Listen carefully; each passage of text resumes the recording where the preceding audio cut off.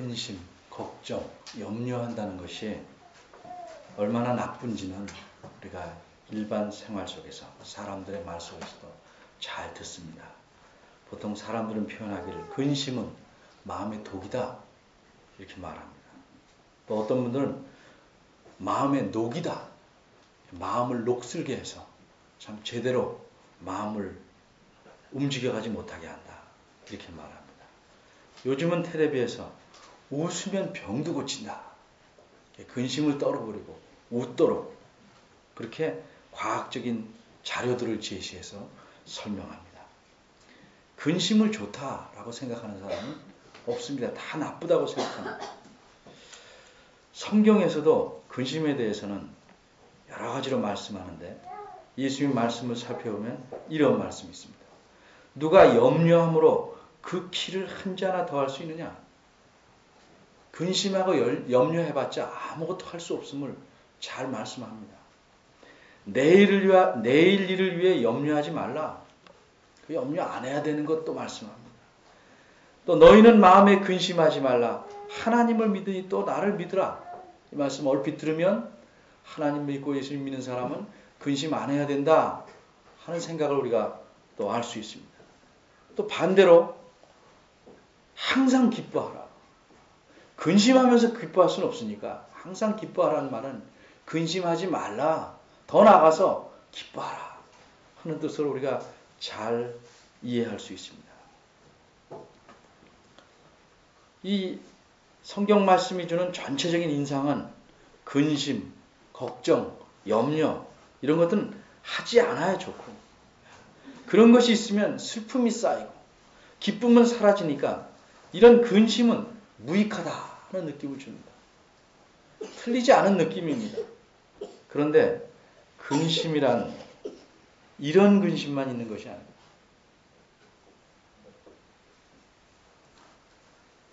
참으로 사람에게 유익한 근심도 있습니다. 그것을 오늘 여러분들에게 말씀드리려고 합니다. 하나님은 근심의 차원을 넘어서 지난주 설교한 대로 탐식합니다. 내 백성이 망하게 되었다가 탐식합니다. 기뻐하면서 좋아하는 것이 아니고 슬퍼하면서 탐식합니다. 예수님도 예루살렘 백성, 그 당시 유대 사람 향해서 참 마음에 슬퍼하시면서 근심합니다. 목자 없는 양 같다. 참으로 민망하다. 우시기까지. 이렇듯 근심에는 두 종류가 있습니다. 무익한 근심, 유익한 근심.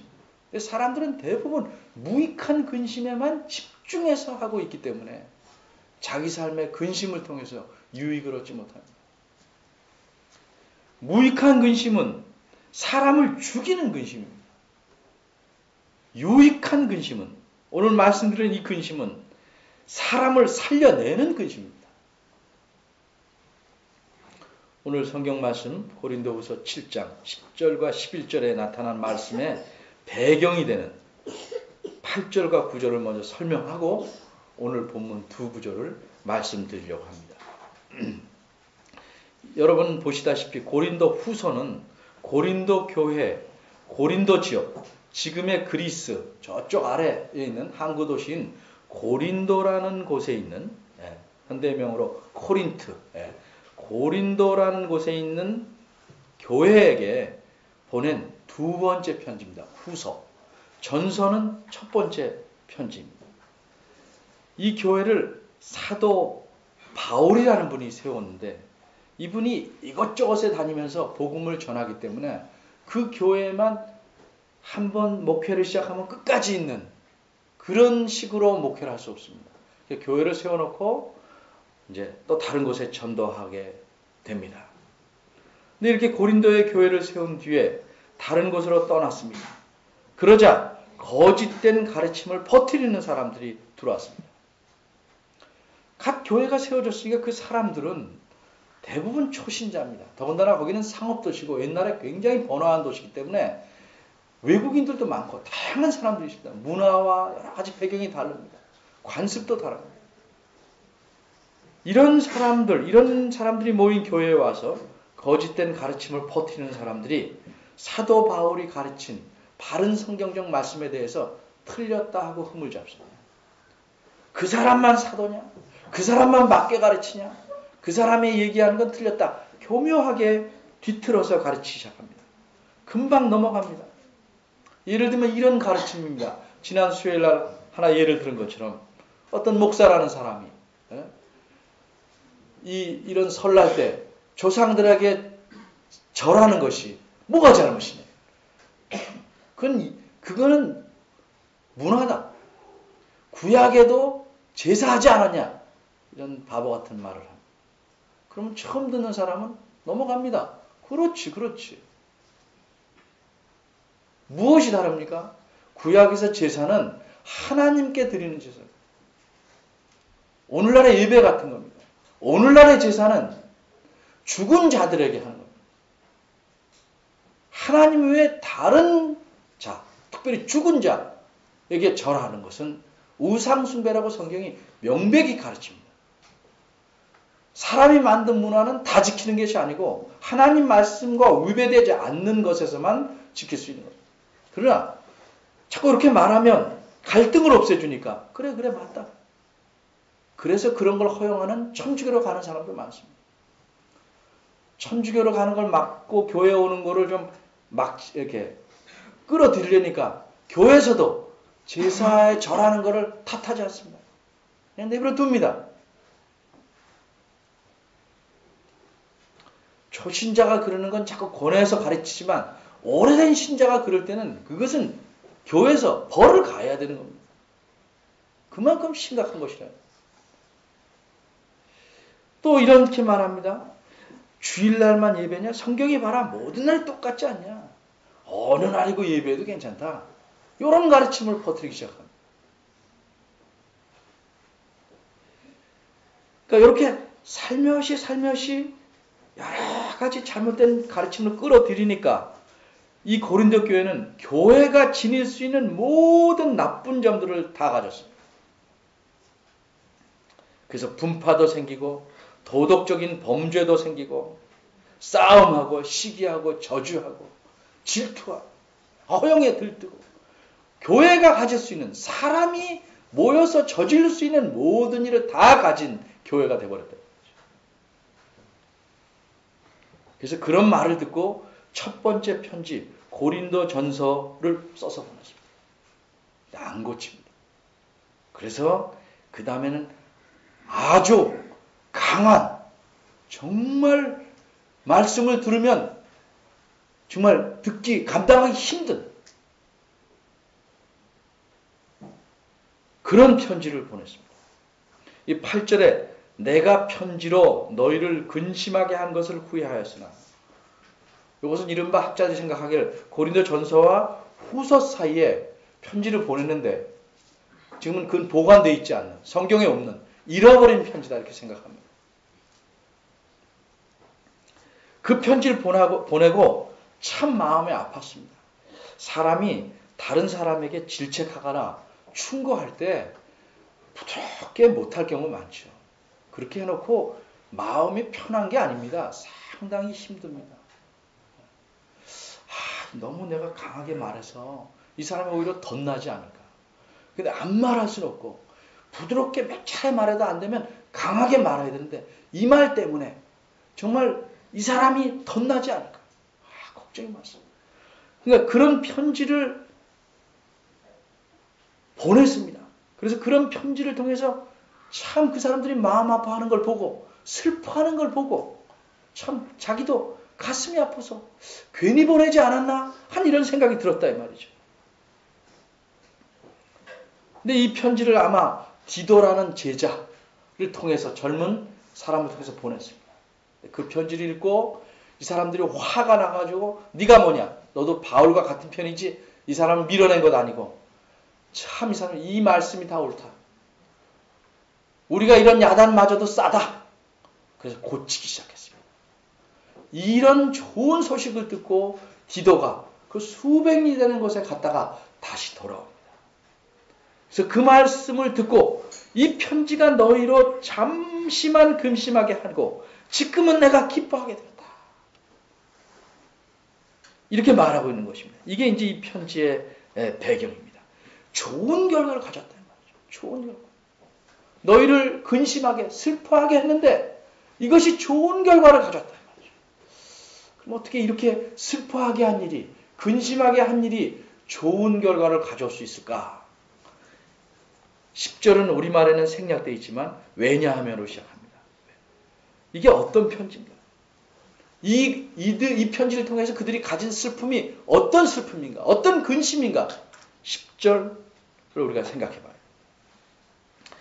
여기 하나님의 뜻대로 하는 근심, 이게 근심이란 말은 슬픔이란 말인데, 하나님의 뜻대로 하는 슬픔, 이 말은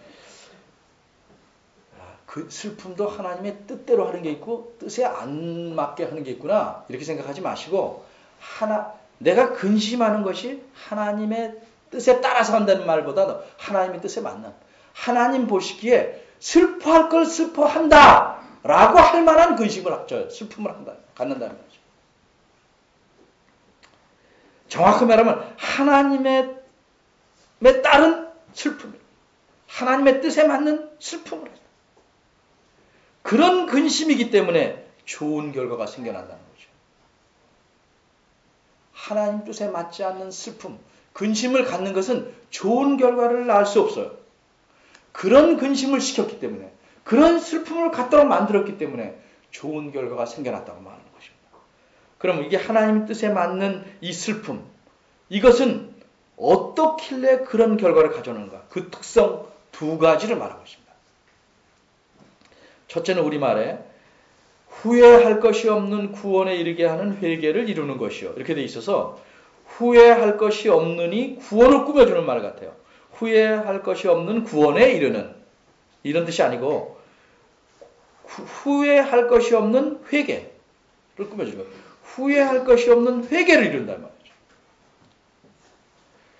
후회라는 건 해놓고 잘못하지 않았나, 잘못했나 고민스러운 게 후회예요. 근데 하나님 뜻에 맞는 슬픔은 후회할 것이 없는 회개를 만들어낸다는 말이죠. 여기서 회개라는 것은 자기 생각, 삶을 바꾸는 겁니다. 행동이 따르는 겁니다. 이렇게 살면 안 된다, 바꾸는 겁니다. 이 바꿔놓고 잘못 바꿨다, 이게 후회예요. 정말 제대로 바꿨구나. 또 한 가지 특성은 뭐냐면 후회할 것이 없는 회개. 왜 이게 후회할 것이 없는가? 그거는 구원에 이르게 하는 회개를 만들기 때문에. 구원은 하나님의 은혜로 얻는 것이지만 이 구원을 얻으면 집 안으로 들어가려면 문을 통과하듯이 회개라는 문을 통과해야 됩니다.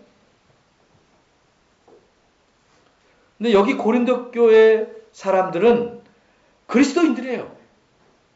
그러니까 구원에 이른다는 말은 구원받는다는 말도 포함할 수 있지만 점점 얻은 사람다운 삶을 산다는 뜻이죠. 좀 쉬운 말로 성숙해진다는 거죠. 이 회개를 통해서 구원받은 사람답게, 그리스도인답게 성숙하게 되는 그런 회개를 이룬다. 이제껏 그저 문턱에서만 놀고 정말 예수님 믿는 사람답지 않게 살아간 사람을 정말 슬프게 해서 그 사람의 삶을 고쳐서 회개시켜서 예수님 믿는 사람답게 살게 한다는 거죠. 이런 특성을 갖기 때문에, 이런 근심, 이런 슬픔은 이런 특성을 갖기 때문에 좋은 결과가 생기는 겁니다. 반면에 세상 근심, 세상의 슬픔, 이거는 사망을 이룬다. 두 개가 대칭되는 거예요. 하나님의 뜻에 맞는 슬픔, 세상의 슬픔. 둘 다 어떻게 보긴 슬픔은 같은데 하나는 살리는 것이요, 하나는 죽이는 것이죠. 근데 우리가 늘 슬퍼하는 것 같고 자신을 돌아보는 것 같은데 왜 성숙하지 않는가? 그 슬픔을, 그 근심을, 똑같은 근심을 놓고 그 근심을 어떻게 하느냐에 따라 달라져요. 많은 사람들이 보면 이렇게 근심합니다. 어떤 일이 잘못되면 왜 나는 맨날 이럴까? 왜 사람들은 내가 이렇게 열심히 하는데 날 알아주지 않을까? 그래서 슬퍼합니다. 근데 하나님 뜻에 맞게 슬퍼하려면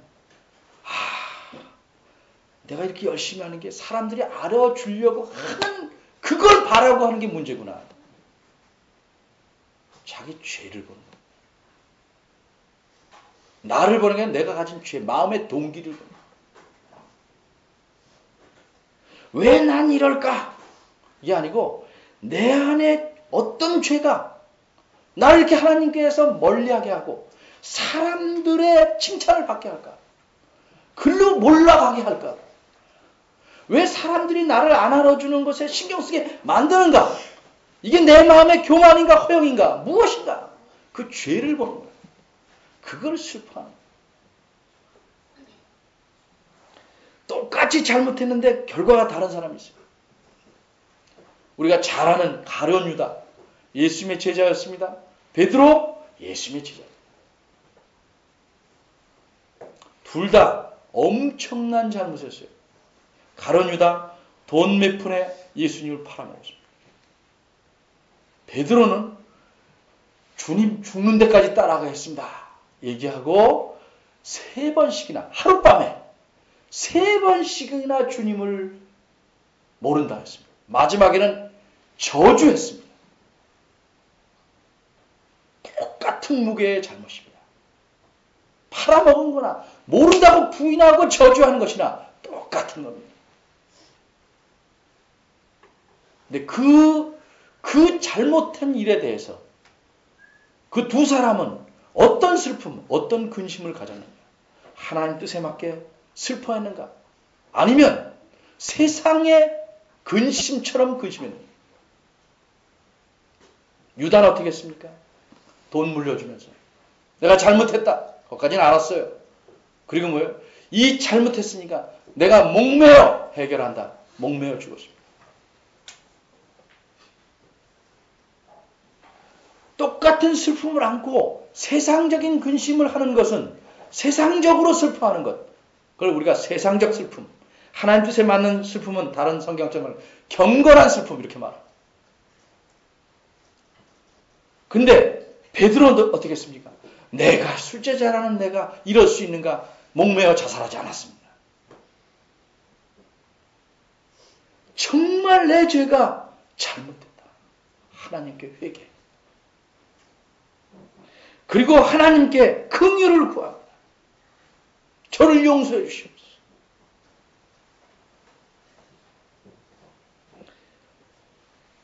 닥쳐온 슬픔을 어떻게 하는가?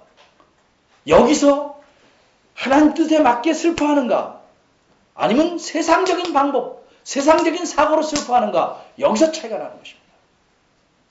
누구나 슬픔을 당할 수 있고 근심이 되는 일들이 생깁니다. 그 시점에서 어떻게 하는가? 이것이 매우 중요합니다.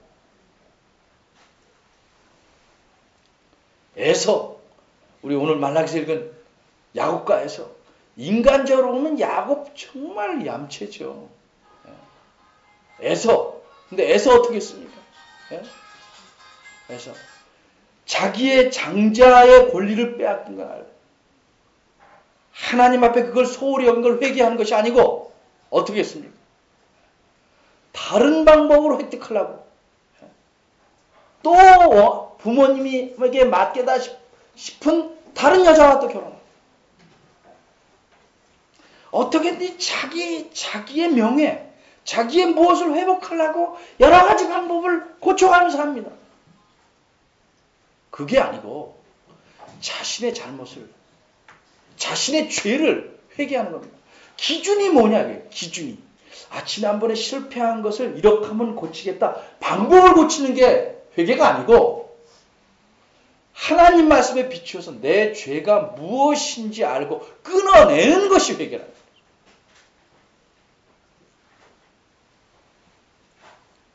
다윗 어떤 사람입니까? 자기에게 충성스러운 장군의 아내를 가로챈 사람. 하나님께서 그래서 그 여자에게서 난 자녀를 아무리 기도해도 죽이셨습니다. 금식하며 기도했는데 죽이셨습니다. 죽이니까 그 다음부터 금식 안 합니다. 왜? 사람들이 이상해요. 화났다. 내가 이렇게 기도했는데도 살려주지 않아? 이런 게 아니고 하나님께서 죽이심으로써 해결해 주셨다는 거죠. 하나님의 결정이 뭔지를 알았는데 그것을 되돌리려고 하지 않는다는 말이죠. 자기 죄를 철저히 자복하고 하나님이 주신 벌을 기꺼이 감수하는 겁니다. 이게 회개의 태도예요. 많은 사람들 그래요. 내가 그거 잘못한 줄 알아요. 그런데 벌은 주지 마세요. 그거 잘못한 줄 알아요. 그런데 나보러 보상하려고 하지 마세요. 아는 인식의 문제가 아닌 거기에 걸맞는 행동을 하는 것이 진정한 회개의 모습이에요.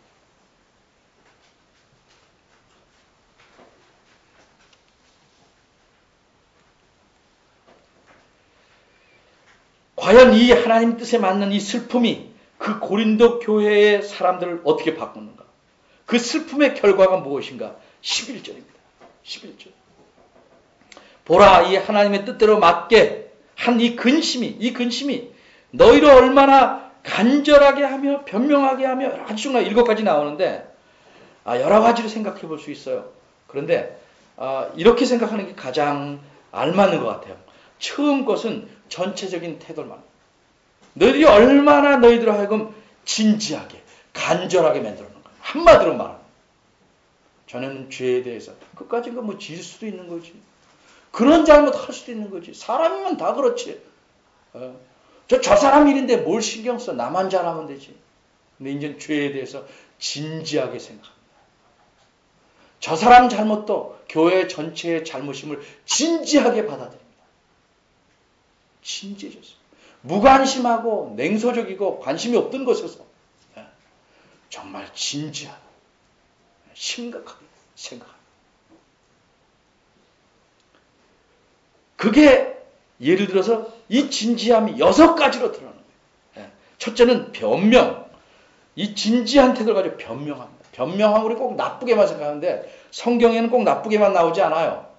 변명이란 말은 너 변명 좀 하지 마라. 뭐 이렇게 계속 변명하냐. 거의 나쁜 뜻을 씁니다. 그래서 그 말이 아니고 여기서 변명이란 말은 내가 잘했다 이런 변명이 아니고 그건 내가 잘못한 겁니다. 근데 그 이후로 깨닫고 이렇게 바르게 해왔습니다. 자신이 이제는 바르게 하고 있음을 드러내는 거예요. 자랑하는 것이 아니고 그거 고쳤습니다. 이제는 바르게 하고 있습니다. 보십시오. 제가 바르게 했습니다. 아까 손에 많이 묻어서 야단치셨죠? 지금 씻고 깨끗하지 않습니까? 잘났다는 게 아니고 고쳤다는 거를 보여주는 거라는 거죠. 그 열심히 자기 죄를 잘못을 고치고 고쳤음을 드러내려고 애쓴다는 거죠. 자랑하는 게 아니고 고쳤다는 사실을. 두 번째 분개한다. 분개.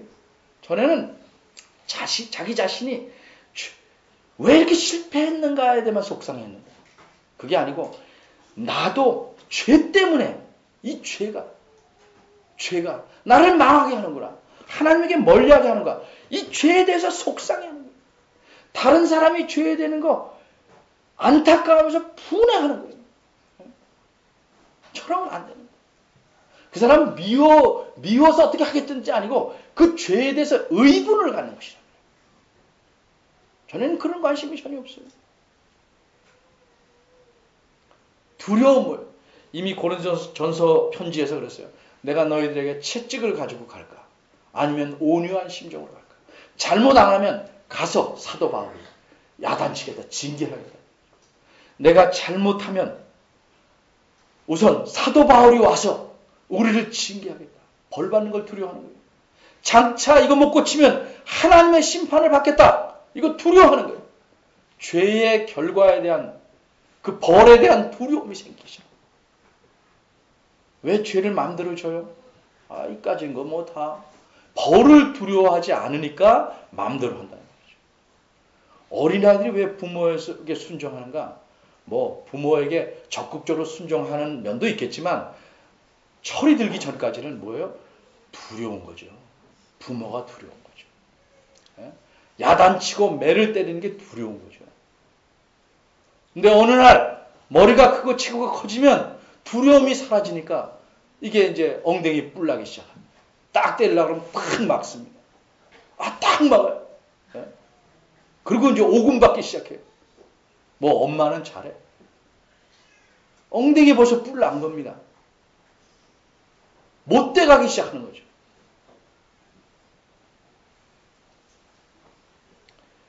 사모한다. 간절히 바라는 거죠.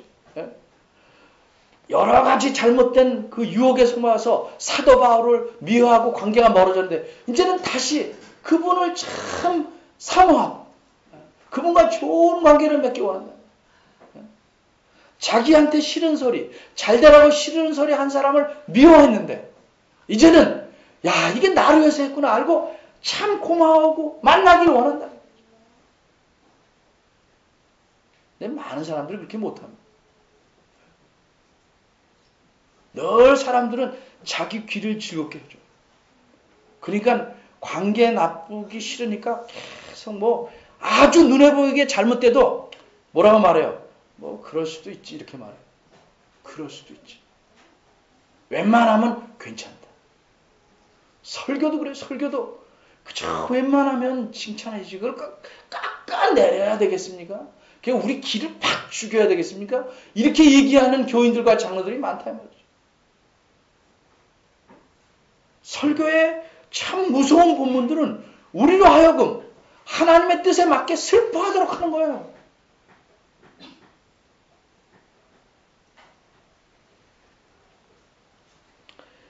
그리고 얼마나 열심히 있게 하며 자기의 잘못을 고치고 다른 사람을 바로 세우고 이런 일에 전에는 관심이 없었어요.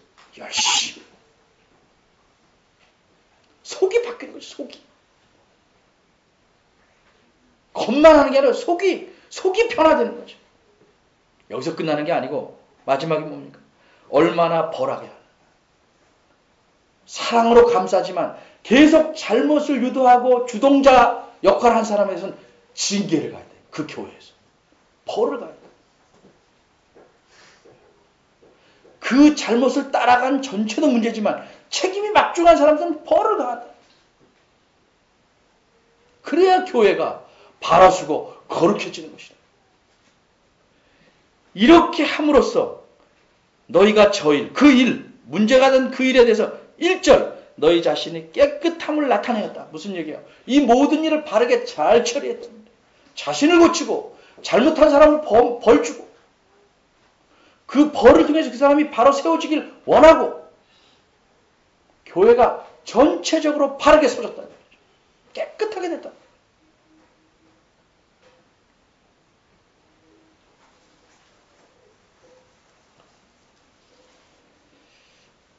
오늘 이 말씀에서 우리가 알 수 있는 게 뭐예요?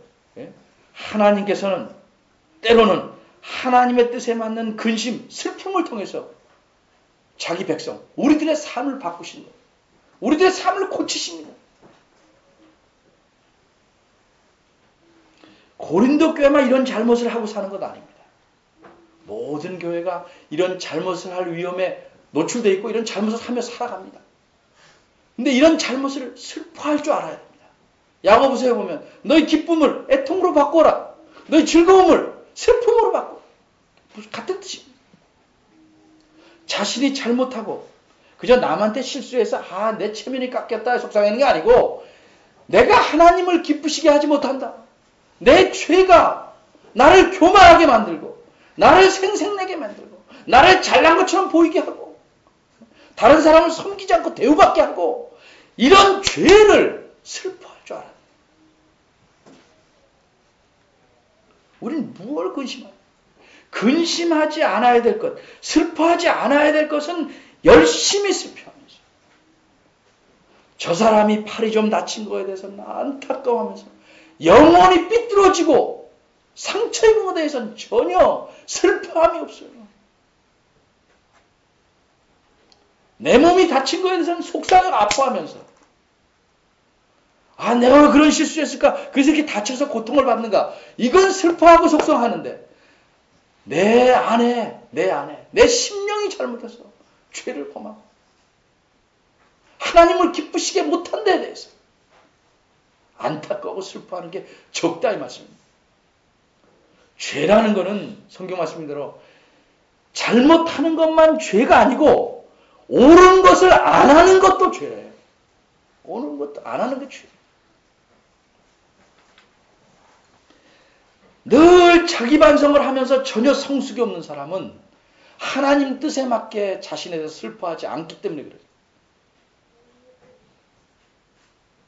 뭐 말하면 금방 잘못을 인정하는 사람이 있어요. 근데 사람이 완전해질 수 없지만 계속 잘못하는 거는 인정만 할지 슬퍼하지 않기 때문에 그래요. 자신의 죄에 대해서 슬퍼해야 돼요. 체면 꾸인 것에 대해서 슬퍼하는 것 아니고 자기가 하려는데 마음대로 안 됐다는 실패에 대해서 슬퍼하는 게 아니고 이 죄, 하나님을 근심케 하고 하나님을 기뻐하지 못하게 한 죄, 나를 하나님께서 멀어지게 하는 이 죄에 대해서 슬퍼해야 돼요.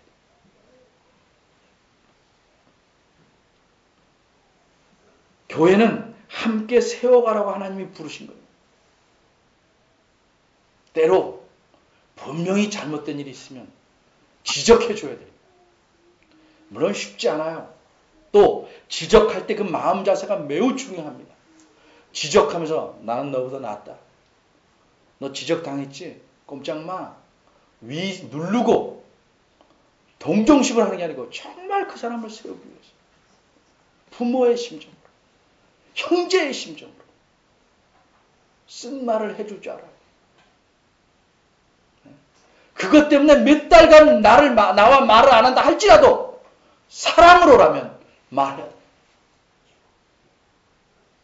뭐 사소한 것을 지적하는 얘기 아닙니다.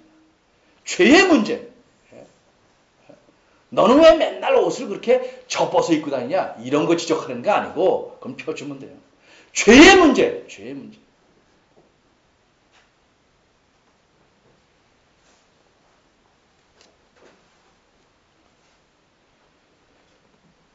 우리 음력으로 새해 매달 한 번씩 새해가 있으면 좋겠어요. 자꾸 자신을 좀 돌아봐요. 나는 올해는 정말 제가 말씀드렸죠. 하나님 앞에서 바로 서는 원년으로 만들죠. 원년. 세상적인 근심을 한 사람은 자기 연민에 빠집니다. 내가 이것뿐이 안 될까? 그렇게 가라앉습니다. 정말 하나님 뜻에 맞는 슬픔을 하자는 자신의 그것을 알기 때문에 겸손해지고 바로 씁니다.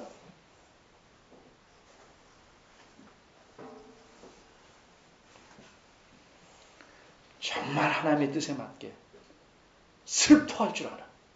그리고 그 슬픔을 넘어서서 하나님이 주시는 진정한 기쁨을 맛보는 여러분들이 되시기를 바랍니다. 기도하겠습니다.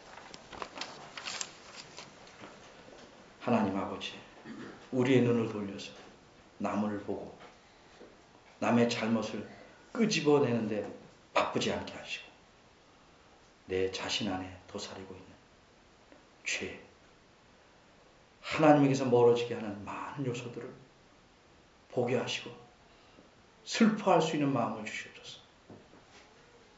하나님의 우리가 매일매일 회개하는 삶을 살도록 하시옵소서. 나뿐만 아니라 내 옆에 뒤에 이 교회에 함께 나오는 모든 주의 백성들에게 우리 다 그리스도 안에서 형제 자매 되었으니 그들의 죄를 사랑으로 지적하고 바로 세우는 좋은 그리스도의 백성들 되도록 은혜 주시기를 바랍니다. 마음이 슬퍼도 하나님을 가까이 하려는 이 열심으로 이 슬픔을 극복하고 주께서 주시는 평안과 기쁨을 누리는 삶을 살도록 저희들을 변화시켜 주시옵소서.